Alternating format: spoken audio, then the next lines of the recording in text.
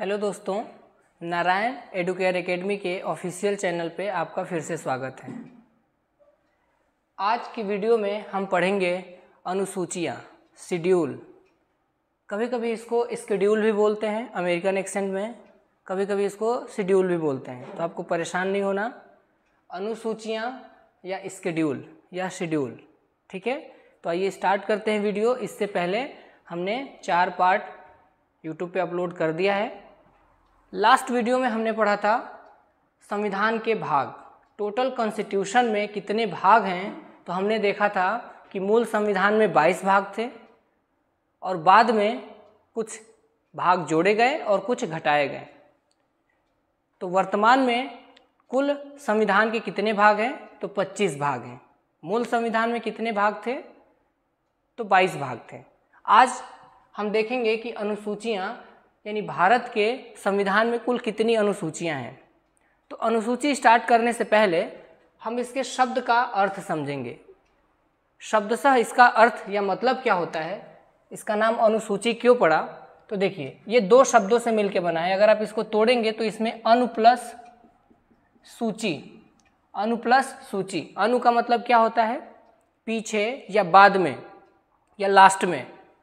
तो एक ऐसी सूची, सूची का मतलब लिस्ट, सूची का मतलब क्या होता है? लिस्ट। आपको पता है कुछ नंबरिंग वाइज रहते हैं, उस नंबरिंग वाइज को क्या बोलते हैं? लिस्ट या सूची बोलते हैं। आप लोग भी लिस्ट वगैरह बनाते होंगे ना, ऐसे 1 2 3 4 करके।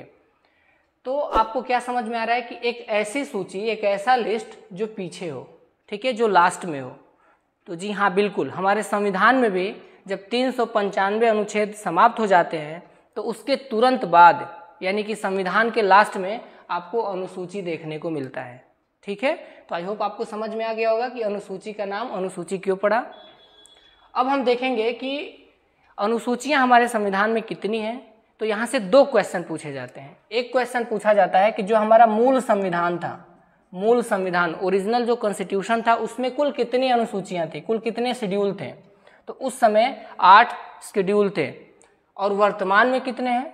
तो वर्तमान में 12 है, ठीक है। यानी कि 4 शेड्यूल या 4 अनुसूचियां बाद में जोड़ी गई। और आपको मैंने बताया ही था कि जो भी संविधान में बाद में जोड़ा गया हो या घटाया गया हो, वो एग्जाम के लिए बहुत इंपॉर्टेंट होता है। कब जोड़ा गया, कब घटाया गया, कब हटाया गया, ये सारी चीज़ें एग्जाम में पूछी जाती हैं। तो आइए एक एक करके स्टार्ट करते हैं। इससे अगला क्वेश्चन, जो क्वेश्चन एग्जाम में पूछे जाते हैं, उसका पैटर्न क्या होता है, उसका तरीका कैसे एग्जाम में क्वेश्चन पूछने का तरीका क्या होता है। तो आपको मैच द फॉलोइंग करके आएगा, आपको मिलान करने के लिए आएगा कि पहली अनुसूची किससे संबंधित है, दूसरी किससे संबंधित है, और उसको ऊपर नीचे आपको अरेंज करना रहेगा। समझ में आ गया? कौन सा संविधान 73वें संवैधानिक संशोधन में जोड़ा गया, 8वीं अनुसूची किस सब्जेक्ट, किस विषय से संबंधित है। तो ऐसे एग्जाम में क्वेश्चंस पूछे जाते हैं आपके। तो आइए स्टार्ट करते हैं एक एक करके। सबसे बड़ी बात होती है कि कोई भी स्टूडेंट एक बार देख तो लेता है, बट बाद में उसको कन्फ्यूज़न हो जाता है कि अच्छा 5वीं में क्या है, 6वीं में क्या है। तो मैं आपको बताऊंगा कि कैसे इसको याद करना है। तो इसके लिए मैंने एक शॉर्ट ट्रिक भी बताई है वीडियो क्लास में, आप देखते रहिए वीडियो क्लास तक, फिर आपको मिल जाएगा वो ट्रिक। आइए स्टार्ट करते हैं। तो एक क्वेश्चन नंबर 1 क्या है कि मूल संविधान में कुल कितने अनुसूचियां थी, कुल कितने शेड्यूल थे। तो कुल कितने थे? 8 थे। मूल संविधान में कुल कितने भाग थे? तो 22 भाग थे, 22 पार्ट था कॉन्स्टिट्यूशन का। ओके, नेक्स्ट, वर्तमान में कितना है शेड्यूल? तो 12 है, 12। अब एक एक करके देखते हैं। पहला, आपको थोड़ा सा मैं दिखा दूं अनुसूची। जैसे देखिए, ये आपका संविधान की पूरी किताब है, ठीक है, आपको देख पा रहे होंगे, ये संविधान की किताब है। यहाँ से आप देखेंगे तो नंबरिंग वाइज आपको आर्टिकल्स, अनुच्छेद मिलेंगे, और लास्ट में आप जाएंगे तो आपको अनुसूची मिलेगी, ठीक है। लास्ट में आपको क्या देखने को मिलेगा? अनुसूची। देखिए, जैसे ये है आपका 395, आपको दिख रहा है ना आर्टिकल यहाँ पे, ये है आपका, ये आप देखेंगे आप तो 395वां अनुच्छेद लिखा है, 395 आर्टिकल। और इसके तुरंत लास्ट, इसी के तुरंत बाद आपको क्या देखने को मिल रहा है? अनुसूची 1। समझ में आया? तो चूंकि संविधान के लास्ट में होता है अनुसूचियां, इसीलिए इसका नाम अनुसूची पड़ा। और आप देखिए तो जो पहली अनुसूची है, ये किस टॉपिक से संबंधित है? पहली अनुसूची, तो पहली अनुसूची का जो विषय वस्तु है वो है राज्य और संघ राज्य क्षेत्र। यानी कि इसमें जितने भी भारत के अंदर जितने भी राज्य हैं उन राज्यों का नाम लिस्ट में नंबरिंग वाइज दिया गया है। तो पहली अनुसूची किससे संबंधित है? तो राज्यों और संघ राज्य क्षेत्रों, जिसको बोलते हैं यूनियन टेरिटरी, शॉर्ट में हम इसको यूटी बोलेंगे। तो भारत में कुल कितने राज्य हैं और कुल कितने संघ राज्य क्षेत्र हैं, उसके नाम, उसके नंबरिंग वाइज नाम लिखा गया है अनुसूची 1 में। समझ में आ गया? तो अनुसूची 1 किससे संबंधित है? तो राज्यों एवं संघ राज्य क्षेत्रों का नाम दिया गया है। अब आइए आपको हम दिखा दें कैसे ये नंबरिंग वाइज दिया गया है। आप देख सकते हैं, आपको दिख रहा है कि सबसे पहले यहाँ पे नंबरिंग नंबर 1 और यहाँ पे हेडिंग भी लिखा है कि फर्स्ट अनुसूची, पहला शेड्यूल, और उसके नीचे लिखा है राज्य, द स्टेट, हिंदी वाला वर्जन देख सकते हैं आप। और इसमें नंबरिंग वाइज दिया गया है, पहले नंबर पे आंध्र प्रदेश, फिर ऐसे कर करके। नेक्स्ट पेज में देखिए, ऐसे आप देखेंगे तो लिस्टिंग करी गई है, सबको सूचीबद्ध तरीके से सभी राज्यों के नाम लिखे गए हैं। समझ में आ गया? ओके। इसके बाद इसमें आप थोड़े यहाँ पे देखेंगे, ये देखिए नेक्स्ट, तो इसको दूसरे, इसी अनुसूची के दूसरे भाग में आप देखेंगे तो यूनियन टेरिटरीज लिखा है, यानी कि संघ राज्य क्षेत्र, और उनके नाम लिखे गए हैं। समझ में आ गया? ओके, तो आइए स्टार्ट करते हैं। तो पहला जो अनुसूची है वो किससे संबंधित है? तो पहली अनुसूची राज्य एवं संघ राज्य क्षेत्र से संबंधित है। ठीक है, उनके नाम इसमें नंबरिंग वाइज दिया गया है। ठीक है, ओके। तो ये आपको क्लियर हो गया अनुसूची 1, अनुसूची 1 आपको कॉन्सेप्ट क्लियर हो गया। ठीक है, अब दूसरी अनुसूची देखते हैं, इसमें क्या दिया गया है। दूसरी अनुसूची में बताया गया है वेतन भत्ता और पेंशन, यानी कि इसमें सबके जितने भी कुछ संवैधानिक पोस्ट हैं, संवैधानिक जो पद हैं, जैसे कि राष्ट्रपति और राज्यपाल हो गए, लोकसभा, राज्यसभा, विधानसभा, विधान परिषद के जो अध्यक्ष, स्पीकर हो गए, डिप्टी स्पीकर हो गए, सभापति हो गए, उपसभापति हो गए, या चेयरमैन उनको बोलते हैं। तो इन सभी के क्या क्या वेतन होंगे, उनका भत्ता क्या होगा, उनका पेंशन कितना होगा, ये भी अनुसूची 2 में दिया गया है। यानी अनुसूची 2 में इनके सैलरी के बारे में दिया गया है। किसके बारे में दिया गया है? सैलरी के बारे में। तो आपको याद रखना है second for salary, second for salary, यानी दूसरे अनुसूची में क्या लिखा है? वेतन। ठीक है, तो पहले अनुसूची में क्या है? पहले अनुसूची में राज्य और संघ राज्य क्षेत्रों के नाम हैं, और वर्तमान में कितने संघ और राज्य क्षेत्र हैं? आप लोग कमेंट में नीचे लिख सकते हैं कि वर्तमान में कुल कितने राज्य हैं और कुल कितने संघ शासित प्रदेश हैं, या संघ राज्य क्षेत्र कितने हैं। चलिए मैं आपको बता देता हूं, वर्तमान में 28 राज्य हैं और प्लस 8 यूटीज हैं, यूनियन टेरिटरी हैं। तो ये ध्यान रखिए आप लोग। आगे देखते हैं, दूसरा अनुसूची मैंने आपको बताया second for salary, second for salary, इसको याद रखिएगा, ये ट्रिक से याद रहेगा आपको। सेकंड फॉर सैलरी यानी दूसरे में वेतन भत्ता है। किसके किसके वेतन भत्ते के बारे में बताया गया है? राष्ट्रपति, राज्यपाल, ये लोकसभा राज्यसभा के स्पीकर, डिप्टी स्पीकर, विधानसभा विधान परिषद के स्पीकर, डिप्टी स्पीकर, चेयरमैन, इनके बारे में, इनके वेतन भत्ते के बारे में बताया गया है। दूसरा क्लियर हो गया। थर्ड में देखते हैं, आपने एक मूवी देखी होगी तीसरी कसम, या नाम सुना होगा तीसरी कसम। ठीक है, तो तीसरी कसम से आपको याद रखना होगा कसम या शपथ। तीसरी कसम या तीसरी शपथ, 3 शपथ, तो तीसरे में क्या रहेगा? ओथ या शपथ।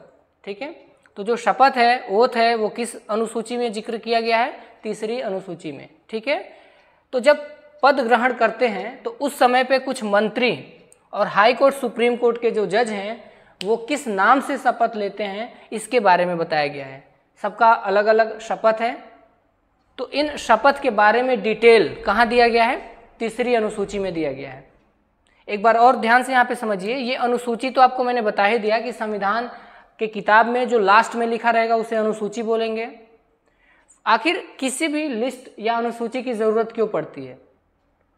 तो आपको पता होगा कि जब आर्टिकल 1, 2, 3 अनुच्छेद 1, 2, 3, 4, 5 होता है, तो कभी कभी वहाँ पे कुछ और ज़्यादा डिटेल में जानकारी देनी पड़ती है। जैसे संविधान के भाग 1 में भारत के राज्य क्षेत्र हैं, तो उन राज्य क्षेत्रों में राज्यों के नाम अनुच्छेद के साथ लिखना थोड़ा मुश्किल है, क्योंकि ये जगह ज़्यादा कवर कर लेगा, 4-5 पेज का कवर पेज जगह घेर लेगा। इस वजह से अनुसूचियों को लास्ट में डाला जाता है। यानी अनुसूची क्या है, तो एक प्रकार का डिटेल में एक्सप्लेनेशन होता है किसी अनुच्छेद का, किसी आर्टिकल का। समझ में आ गया? जैसे मान लीजिए ये राज्य और संघ राज्य क्षेत्र हैं, तो राज्य और संघ राज्य क्षेत्रों का नाम अनुच्छेद 1 में 2 में लिख पाना थोड़ा सा मुश्किल है, क्योंकि बहुत लंबा हो जाएगा। इसीलिए इसको हमने कहाँ डाल दिया, लिस्ट में लास्ट में डाल दिया। आपने किताब भी पढ़ा होगा तो देखा होगा एनसीईआरटी वगैरह की किताबों में, जब आप कोई चैप्टर पढ़ते हैं तो चैप्टर के लास्ट में आपको कुछ लिस्टेड चीज़ मिलती हैं, कुछ अनुसूचित चीज़ें मिलती हैं, कुछ आपको आंकड़ा डेटा मिलता है, कुछ ग्राफ मिलते हैं, जो कहाँ पे दिया जाता है, लास्ट में दे दिया जाता है। क्यों दे दिया जाता है? क्योंकि चैप्टर में उस चीज़ को देना थोड़ा सा बल्कि हो जाएगा, थोड़ा भारी हो जाएगा, थोड़ा सा जगह ज़्यादा घेर लेगा, इसलिए इन चीज़ों को हमने लास्ट में रखा है। तो हमारे संविधान बनाने वालों ने भी अनुसूचियों का जो प्रावधान किया ये संविधान के लास्ट में किया, इसका नाम ही है अनुसूची। ठीक है, तो आइए फिर से टॉपिक पे आते हैं कि पहली अनुसूची किससे संबंधित है, राज्य और संघ राज्य क्षेत्रों के नाम से संबंधित है। अनुसूची 2 सेकेंड फॉर सैलरी, ठीक है, वेतन भत्ते। तीसरा में क्या है, तीसरी कसम, 3 शपथ। 3 शपथ, लोग अक्सर 3 कसम खाते हैं, 3 शपथ खाते हैं, 3 तो शपथ लेते हैं। ठीक है, तो ध्यान रखना है। थर्ड में क्या है, तीसरी कसम, 3 शपथ। किसके किसके बारे में है, तो कोई मंत्री हैं और ये जितने भी सुप्रीम कोर्ट हाई कोर्ट के जो जजेस होते हैं उनके शपथ के बारे में दिया गया है। अगर आपको डिटेल जानना होगा तो आप इसको सर्च करिएगा गूगल चाचा पे, आपको सबका डिटेल आपको मिल जाएगा। ठीक है, नेक्स्ट आगे देखते हैं। अनुसूची 4 शेड्यूल 4 में क्या है, तो देखिए राज्यसभा में सीटों के बारे में है। राज्यसभा में सीटों का आवंटन, जैसे आपको पता है कुल कितने राज्यसभा की सीटें हैं, अधिकतम सीटें कितनी हैं, 250 है। तो 250 में किस राज्य को कितनी सीटें मिलेंगी, यानी राज्यसभा की सीट, राज्यसभा में किस राज्य को कितनी सीटें आवंटित की गई है, कितना एलोकेट किया गया है, उसके बारे में बताया गया है। जैसे इसका एक एग्जाम्पल है यूपी में राज्यसभा से कितनी सीट है यूपी में, तो यूपी में 31 सीट है। ठीक है, ऐसे ही आपको दिल्ली में देखने को मिलेगा। दिल्ली में कितना है, तो दिल्ली में 3 है। दिल्ली में कितना है, राज्यसभा की सीट 3 है। तो ऐसे ही अलग अलग राज्यों में, जैसे बिहार में कितना होगा, जो व्यक्ति जहाँ से होगा आप उसको सर्च करिएगा कि उस राज्य में कितनी राज्यसभा की सीटें हैं। तो आई होप समझ में आ गया होगा। भाग 4 में अनुसूची 4 में क्या है, तो राज्यसभा में सीटों का आवंटन। अब ये तो हो गया राज्यसभा में सीटों का आवंटन। इसको याद कैसे रखेंगे, तो इसको याद रखेंगे एक ट्रिक से। आपको पता है ना, पुलिस चार्जशीट दायर करती है, चार्जशीट दायर करती है ना, तो आपको बोलना है चार्जशीट, यानी चौथे में क्या है, सीट के बारे में। सीट मतलब राज्यसभा में सीट, तो चौथे में क्या है, सीट है, चार्जशीट, ऐसे याद रखिएगा। तो पहले में क्या है, सबसे पहले राज्य और केंद्र शासित या संघ शासित क्षेत्रों के नाम है। दूसरे में क्या है, सेकेंड फॉर सैलरी। तीसरे में क्या है, तीसरे में 3 कसम, तीसरी कसम या शपथ है। ठीक है, और चौथे में क्या है, चार्जशीट, यानी कि चौथे में सीट, चार्जशीट। ठीक है, याद रहेगा, चार्जशीट। राज्यसभा में सीटों का आवंटन, ये भी एग्जाम में पूछा गया है कि यूपी में कितने हैं। एक और आपको बता दें, यूपी में जब यूपी से उत्तराखंड सन 2000 में अलग हुआ था, तो उस समय जब तक अलग नहीं हुआ था तो यूपी के पास 34 सीट थी। कुल कितनी सीट थी, 34 सीट थी। लेकिन जब 2000 में अलग हुआ, उत्तराखंड अलग हुआ यूपी से, तो उस समय यूपी के खाते में कितना आया, 31 सीट, और 3 सीट किसके खाते में चला गया, उत्तराखंड के। तो ये समझ में आ गया आपको, सीटों का आवंटन, चार्जशीट। ठीक है, 4 सीट। चौथे में क्या है, सीट के बारे में। 5वां देखते हैं। 5वें में बताया गया है अनुसूचित क्षेत्र और जनजातीय क्षेत्र। देखिए कुछ एरिया ऐसे होते हैं, 5वें में आप इसको ऐसे याद रखिए कि 5वां जो है ये जनजातीय क्षेत्र से संबंधित है। यानी जितने भी ट्राइबल कम्युनिटी होती है, उनके कल्चर, उनके भाषा, उनका रहन सहन, उसके बचाव के लिए हमारे संविधान में कुछ अलग से प्रावधान किया गया, और इसके बारे में आपको मिलता है 5वीं अनुसूची में। ठीक है, तो 5वीं अनुसूची किससे संबंधित है, 5वीं अनुसूची अनुसूचित क्षेत्र और जनजातीय क्षेत्र के प्रशासन से संबंधित है। और आपने भाग 10 भी पढ़ा था, तो भाग 10 किससे संबंधित है, तो भाग 10 भी अनुसूचित क्षेत्र यानी scheduled area and tribal area के बारे में। वहाँ पे कैसे एडमिनिस्ट्रेशन होगा, वहाँ पे कैसे प्रशासन होगा, वो आप संविधान के भाग 10 में पढ़ते हैं। और भाग ये अनुसूची 5 में क्या है, उनके लिस्ट के बारे में दिया गया है। जैसे कुल 10 राज्यों में अनुसूचित क्षेत्र हैं, तो उनके बारे में लिस्टिंग की गई है कि राजस्थान में कौन सा एरिया अनुसूचित एरिया होगा, कौन सा एरिया जनजाति होगा। ये सारे उनके लिस्ट, उनके एक एक करके एक एक जगहों का नाम दिया गया है। तो आई होप समझ में आ गया होगा। पांचवें में क्या है, पूरे भारत में कितने अनुसूचित क्षेत्र हैं, कौन कौन से जनजाति क्षेत्र हैं, उनका लिस्ट दिया गया है। किसमें? अनुसूची 5 में। तो ये पूरे भारत राज्य क्षेत्र, पूरे भारत में अनुसूचित क्षेत्र और जनजाति क्षेत्र का लिस्ट दिया गया है। लेकिन यहाँ पे आप देखेंगे अनुसूची 6 शेड्यूल 6 में, तो आपको देखने को मिलेगा ट्राइबल क्षेत्र या ट्राइबल एरिया, जनजाति क्षेत्र, सिर्फ 4 राज्यों में। और ये 4 राज्य आपसे कई बार एग्जाम में पूछता है। तो अनुसूची 6 किससे संबंधित है? तो 4 राज्यों के जनजाति क्षेत्र से संबंधित है। वो 4 राज्य कौन से हैं? तो मैंने इसको ट्रिक से बनाया है। अश्वमेघ के मित्र, अश्व मतलब आसाम, मेघ मतलब मेघालय, मी मतलब मिजोरम, त्र मतलब त्रिपुरा। ठीक है, तो आई होप समझ में आ गया होगा। ये कई बार एग्जाम में पूछा जाता है, ये बहुत इंपॉर्टेंट है, ये पूरा टॉपिक ही इंपॉर्टेंट है। यहाँ से हर एक एग्जाम में एक क्वेश्चन देखने को मिल जाता है। एक वीडियो में आपका एक क्वेश्चन तैयार हो गया, फिक्स है। और कन्फ्यूज़न इन दोनों में ही होता है कि 5वें में क्या है और 6वें में क्या है, और दोनों में अंतर क्या है। तो बस अंतर ये है कि जो अनुसूची 5 हैं, ये पूरे भारतवर्ष के लिए, पूरे भारत भर के अनुसूचित क्षेत्र और जनजाति क्षेत्रों के बारे में। और जो अनुसूची 6 है, ये किससे संबंधित है? तो सिर्फ 4 राज्यों के जनजाति क्षेत्रों से संबंधित है। आई होप समझ में आ गया। तो 5 में क्या है? अनुसूचित क्षेत्र और जनजाति क्षेत्र। भाग 6 में क्या है, अनुसूची 6 में क्या है? तो अनुसूची 6 में जनजाति क्षेत्र के बारे में है, वो भी सिर्फ 4 राज्यों के। आगे बढ़ा जाए, ये 4 राज्य कौन कौन से हैं? अश्वमेघ के मित्र, असम, मेघालय, मिजोरम, त्रिपुरा। ठीक है, आगे देखते हैं। अब अनुसूची 7 में देखते हैं। तो आपने एक नाम सुना होगा, सांग सूची, ऐसे सुना है ना? सांग सूची। ये सांग सूची कहाँ की है? तो म्यांमार की राष्ट्रपति थी। ठीक है, उनका नाम क्या था? सांग सूची, यानी 7 सूची। इसको याद कैसे रखेंगे? सांग सूची, 7 सूची। तो ये याद करने का तरीका हो गया। यानी 7वें अनुसूची में आपको लिस्ट के बारे में दिया गया है, सूची के बारे में दिया गया है। और ये सूची टोटल कितने हैं? तो 3 प्रकार की सूचियां बताई गई हैं, 3 प्रकार की लिस्ट बताई गई है। लिस्ट 1 में क्या है? संघ सूची, जिसको यूनियन लिस्ट बोलते हैं। दूसरे में क्या है? राज्य सूची, स्टेट लिस्ट। और तीसरे में क्या है? समवर्ती, कॉन्करेंट लिस्ट। ये जब आप डिटेल में पढ़ेंगे, ये जब आप आगे कॉन्स्टिट्यूशन पढ़ेंगे डिटेल में, तो वहाँ पे आपको देखने को मिलेगा। जब आप केंद्र राज्य के बीच संबंध पढ़ेंगे, भाग 11 में जब आप पढ़ेंगे केंद्र और राज्यों के बीच संबंध, तो वहाँ पे इसके बारे में डिटेल में मिलेगा आपको। ठीक है, लेकिन यहाँ पे आपको क्वेश्चन कैसे पूछा जाएगा? तो सिर्फ ये पूछेगा 7वीं अनुसूची किस सब्जेक्ट से संबंधित है, किस विषय से संबंधित है। तो सांग सूची 7वें में क्या है? सूची है। ठीक है, कितनी प्रकार की सूचियां होती हैं? 3 प्रकार की।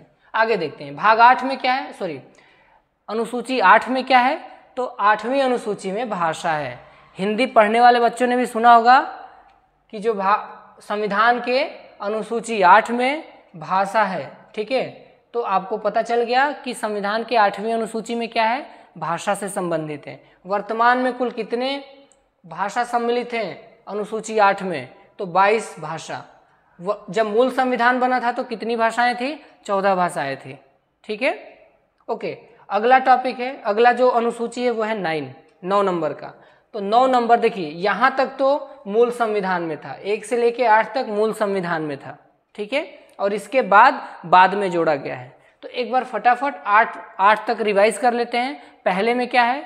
तो पहले अनुसूची में राज्य और संघ राज्य क्षेत्रों के नाम है। सेकंड में क्या है? सेकंड फॉर सैलरी, वेतन भत्ते के बारे में। 3 कसम, तीसरी कसम, तीसरी में क्या है? तीसरी अनुसूची में शपथ है। चौथे में क्या है, 4 सीट, 4 सीट, यानी कि चौथे में सीट के बारे में बताया गया है। राज्यसभा में सीटों का आवंटन है। यूपी में कितनी सीट है राज्यसभा में, 31 सीट है। 3 सीट किसको दे दी गई, तो 3 सीट उत्तराखंड को दे दी गई। 3 सीट दिल्ली में भी है, ठीक है। तो ये कुछ एग्जाम्पल हैं। तो 4 सीट हो गया। 5वीं और 6वीं एक साथ याद रखिए। 5वीं और 6वीं ये दोनों किससे संबंधित है, तो जनजातीय क्षेत्रों से संबंधित है। अंतर क्या है, जो 5वां है वो इस 5वीं अनुसूची में पूरे देश के, पूरे भारत के जितने भी अनुसूची हैं, अनुसूचित क्षेत्र हैं और जितने भी ट्राइबल एरिया हैं उनके बारे में लिस्ट दिया गया है। और 6वें में क्या है, सिर्फ 4 राज्यों के बारे में दिया गया है। समझ में आ गया, सिर्फ 4 राज्यों के बारे में जनजातीय क्षेत्रों का नाम दिया गया है। और 7 में क्या है, सांग सूची, सांग सूची। 7वें में सूची दिया गया है, 3 टाइप की सूची, यूनियन लिस्ट, स्टेट लिस्ट और कॉन्करेंट लिस्ट। आपको पता है ये लिस्ट ऐसे हैं, ये लिस्ट में विषय दिया गया है कि किस विषय पे संघ कानून बनाएगा, कौन से विषय पे राज्य कानून बनाएगा और कौन सा ऐसा विषय है जिस पे संघ और राज्य दोनों कानून बनाएंगे। तो ये इसके बारे में दिया गया है, आगे हम लोग डिटेल में पढ़ेंगे। बस आपको याद रखना है कि 7वीं में क्या है, 7वीं में सूची है, ठीक है। 8वीं अनुसूची में क्या है, भाषा। 8वीं अनुसूची में क्या है, भाषा से संबंधित है। वर्तमान में कुल कितनी भाषाएं 8वीं अनुसूची में लिखित है, तो 22 भाषा। ओरिजिनल कितने थे, 14 भाषाएं थी। अब आगे से समझते हैं, जो बाद में जोड़े गए हैं ये बड़े इंपॉर्टेंट हैं। तो सबसे पहले कौन सा अनुसूची जोड़ा गया, एग्जाम में तो यही पूछा जाएगा कि 9वीं अनुसूची कब जोड़ी गई और किससे संबंधित है। कई बार ये क्वेश्चन पूछा गया है। तो देखिए 9वीं अनुसूची जोड़ी गई है भूमि सुधार से संबंधित, और पहला संवैधानिक जो संशोधन हुआ था उसी में ये जोड़ा गया। पहले संवैधानिक संशोधन 1951 में हुआ था और 1951 में पहली अनुसूची भी जोड़ी गई। और उसका विषय वस्तु क्या है, उसका टॉपिक क्या है, भूमि सुधार प्लस कुछ और भी अधिनियम, ठीक है। तो आपको ध्यान रखना है भूमि सुधार से संबंधित और कुछ और भी एक्ट्स थे, कुछ और भी नियम थे जिसको बाद में इसमें शामिल किया गया। तो ये हो गया 9वीं अनुसूची। तो 9वीं अनुसूची कब जोड़ी गई, पहले संवैधानिक संशोधन में। कब हुआ था, 1951 में। 9वीं अनुसूची किससे संबंधित है, तो भूमि सुधार एवं कुछ नियमों के बारे में है। आगे देखा जाए 10वें में क्या है, तो 10वीं अनुसूची में दल बदलू। 10 में क्या है, दल बदलू। इसको याद कैसे रखेंगे, जब आप 10वीं क्लास में जाते हैं तो आप अपना दल बदल देते हैं। दल बदलने का मतलब आप अपना स्ट्रीम बदल देते हैं। कोई साइंस चला जाता है, कोई बायो, कोई कॉमर्स, यानी 10वीं के बाद सबका दल बदल जाता है, ठीक है। तो 10वीं अनुसूची में क्या है, दल बदल परिवर्तन।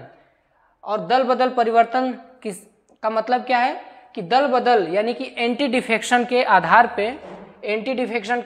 पे किसी भी विधायक संसद की सदस्यता निरस्त की जा सकती है। इसके बारे में आगे हम लोग डिटेल में पढ़ेंगे इसको, दल बदल कानून क्या है। लेकिन आप यहाँ पे समझिए कि अनुसूची 10 में क्या है, तो दल बदल से संबंधित है। तो आप एग्जाम में टिक कर ले जाएंगे। 10वीं में क्या है, दल बदल देना। 10वीं में लोग क्लास बदल देते हैं और कुछ संविधान में पार्टियां बदल देते हैं। इसको थोड़ा शॉर्ट में समझ लीजिए। जैसे मान लीजिए मैं किसी एक पार्टी से चुनाव लड़ा, सपोज करिए मैंने बीजेपी से विधायकी का चुनाव लड़ा और विधायकी के बीजेपी के नाम पे मुझे क्या मिला, वोट मिला, मैं जीत भी गया। और जीतने के बाद मैं पता चले कि कांग्रेस ज्वाइन कर लूँ, सपा ज्वाइन कर लूँ, तो ये तो लोगों के साथ धोखा है ना। कि आपको जिस नाम पे टिकट मिला है, जिस भरोसे से लोगों ने आपको टिकट दिया है या वोट दिया है, आपको जिताया है, आप बाद में दूसरी पार्टी में चले जा रहे हैं। तो इससे जनता का क्या है, नुकसान है। इससे डेमोक्रेसी भी क्या हो रही है, आपका लोकतंत्र भी नुकसान, लोकतंत्र को भी नुकसान हो रहा है। तो इस वजह से एक कानून लाया गया कि अगर ऐसा कोई व्यक्ति करता है, दूसरे की सीट से जीत के किसी दूसरे पॉलिटिकल पार्टी को ज्वाइन कर लेता है, तो उसकी सदस्यता क्या कर दी जाएगी, निरस्त कर दी जाएगी, डिस्क्वालीफाई कर दिया जाएगा। समझ में आ गया। तो ये विषय किसमें दिया गया, ये विषय है 10वीं अनुसूची में। अब आगे देखते हैं 11वीं और 12वीं एक साथ, ये काफी इंपॉर्टेंट है। हाँ, एक और क्वेश्चन, दल बदल ये जो कानून था या दल बदल अनुसूची थी, ये कब लाया गया, तो 52वां संवैधानिक संशोधन 1985 में हुआ था, उस समय जोड़ा गया। तो देखिए पहला संवैधानिक संशोधन 1951 में क्या जोड़ा गया? 9वीं अनुसूची। 10वीं अनुसूची कब जोड़ी गई? 52वें संवैधानिक संशोधन में 1985 में जोड़ा गया। और 11वीं और 12वीं अनुसूची कब जोड़ी गई? तो 1992 में जोड़ा गया। कई बार कईयों एग्जाम में सबसे ज़्यादा पूछे जाने वाला क्वेश्चन। अब आपसे ये पूछेगा कि 11वीं अनुसूची किससे संबंधित है, किस विषय से संबंधित है? तो पंचायत से संबंधित है। आपको पता है कि पंचायत 3 लेवल पे होता है, ग्राम पंचायत, पंचायत समिति ब्लॉक लेवल पे, और जिला लेवल पे जिला परिषद होता है। ठीक है, जिला पंचायत। तो ये 3 तरह के पंचायतों के बारे में जिक्र आपको मिलता है 11वीं अनुसूची में। ठीक है, और इसमें ये कब जोड़ा गया? तो 73वां संवैधानिक संशोधन में जोड़ा गया। ठीक है, आगे बढ़ा जाए। 12वीं अनुसूची। 12वीं अनुसूची किससे संबंधित है? तो 12वीं अनुसूची नगर पालिका से संबंधित है, म्युनिसिपैलिटीज के बारे में दिया गया है। और ये 74वां संवैधानिक संशोधन हुआ था 1992 में। तो 11 और 12 1992 में जोड़ा गया। और कब जोड़ा गया? तो पंचायत 73वें संवैधानिक संशोधन में और नगर पालिका 74वें संवैधानिक संशोधन में। इसमें आप एक और चीज़ देखने को आपको मिलेगा कि इनके विषय वस्तु, तो जो पंचायत है इसमें कुल 29 विषय है, और जो नगर जो पालिका है इसमें कुल 18 विषय हैं। ये भी एग्जाम में पूछता है, आपसे एग्जाम में ये पूछता है। अभी आपको पता ही है यूपी में नगर पालिका का चुनाव होने वाला है, तो आप लोग इसमें ध्यान रखिएगा। हर एक व्यक्ति को ये जानकारी होना चाहिए कि जो नगर पालिका के चेयरमैन होते हैं या जो नगर पालिका होती हैं उनको किन किन विषयों पे कानून बनाने का अधिकार है। ठीक है, तो ध्यान रखिएगा, ये 18 विषयों पे उनको कानून बनाने का अधिकार है या उससे संबंधित सुविधाएं देने का उनके पास अधिकार है 18 विषय पे। तो जब हम आगे डिटेल में पढ़ेंगे, ये भाग संविधान के भाग 9B या संविधान का भाग 9 में जब आप देखेंगे तो भाग 9 पंचायत से संबंधित है, तो वहाँ पे डिटेल में आपको लिस्ट मिल जाएगी। ठीक है, तो ध्यान से देखना है यहाँ पे कि 11वां किससे संबंधित है? तो पंचायत से, 12वां नगर पालिका से। तो आई होप आपको ये समझ में आ गया होगा आज का टॉपिक अनुसूचियाँ और शेड्यूल या शेड्यूल्स। ठीक है, तो फिर से एक बार देखिए, एक बार फटाफट रिवाइज कर लेते हैं। पहला अनुसूची मेरे पीछे रिवाइज करिए। पहली अनुसूची राज्य और संघ राज्य क्षेत्रों के नाम। दूसरा सेकंड फॉर सैलरी, वेतन भत्ते। तीसरा में तीसरी कसम, 3 शपथ। चौथे में 4 सीट यानी कि 4 सीट राज्यसभा में सीटों का आवंटन। 5वीं में क्या है? 5वीं 6वीं एक साथ याद करना है। तो 5 और 6 अनुसूचित क्षेत्र और जनजातीय क्षेत्र से संबंधित है। तो पहले 5 आएगा। 5 सबसे पूरे भारत के लिए है, पूरे भारत में जितने भी अनुसूचित क्षेत्र हैं और जनजातीय क्षेत्र है उसके बारे में बताया गया है। और जो 6वीं अनुसूची है वो 6वीं अनुसूची सिर्फ 4 राज्यों के बारे में बताया गया है। वो 4 राज्यों को कैसे याद रखेंगे? तो अश्वमेघ के मित्र, आसाम, मेघालय, मिजोरम, त्रिपुरा। ठीक है, एग्जाम में पूछता है आपसे कि निम्नलिखित में से कौन सा राज्य अनुसूचित क्षेत्र में 6वीं अनुसूची में शामिल नहीं है? 3 दे देगा, एक कोई और दे देगा। ठीक है, या ऐसे भी क्वेश्चन पूछ सकता है कि 6वीं अनुसूची में सम्मिलित राज्यों का नाम है मिजोरम, त्रिपुरा, मेघालय, और लास्ट ऑप्शन दे देगा उपरोक्त सभी। तो ऐसे भी क्वेश्चन आपसे एग्जाम में पूछा जा सकता है। तो आपने देख लिया 6 तक। 7वें में क्या है? 7वें में सांग सूची यानी 7वें में क्या है? सूची के बारे में। सूची मतलब लिस्ट मतलब कि जिन विषयों पे केंद्र सरकार, राज्य सरकार और दोनों सरकारें मिलके जो कानून बनाती है वो विषय वस्तु के बारे में दिया गया है। वो किस में दिया गया है? 7 में। तो सांग सूची 7वें में सूची हो गया। 8वीं में क्या है? भाषा। इसको याद कैसे रखेंगे? जब आप 8वीं क्लास तक रहते हैं तो कई भाषाएं पढ़ते हैं, जैसे संस्कृत, हिंदी, इंग्लिश। तो 8वीं में भाषा याद रखिएगा। 8 में क्या है? भाषा है। 8वीं तक आप भाषा पढ़ते हैं। इसके बाद 9वीं में देखेंगे। 9वीं अनुसूची में क्या है? तो 9वीं में भूमि सुधार से संबंधित है और कुछ और भी अधिनियम है। ठीक है, तो 9वीं में क्या है? भूमि सुधार। सबसे पहला संवैधानिक संशोधन हुआ था, सबसे पहला संवैधानिक संशोधन 1951 में, और उसमें ये पहली अनुसूची जोड़ी गई जिसका नाम है 9वीं अनुसूची। ठीक है, इसके बाद 10 में क्या है? 10वीं क्लास में आप जाते हैं तो आप क्लासेस या अपना स्ट्रीम चेंज कर देते हैं। तो 10वां में दल बदल। 10वां में क्या है? दल बदल। 11, 12 एक साथ याद रखिए। 11 में क्या है? पंचायती राज है, पंचायत है। और 12वीं अनुसूची में क्या है? नगर पालिका है। तो आई होप आपको समझ में आ गया होगा। आप लोग स्क्रीनशॉट लेना चाहें तो ले सकते हैं। तब तक के लिए धन्यवाद। नेक्स्ट वीडियो में हम लोग मिलते हैं। Thank you.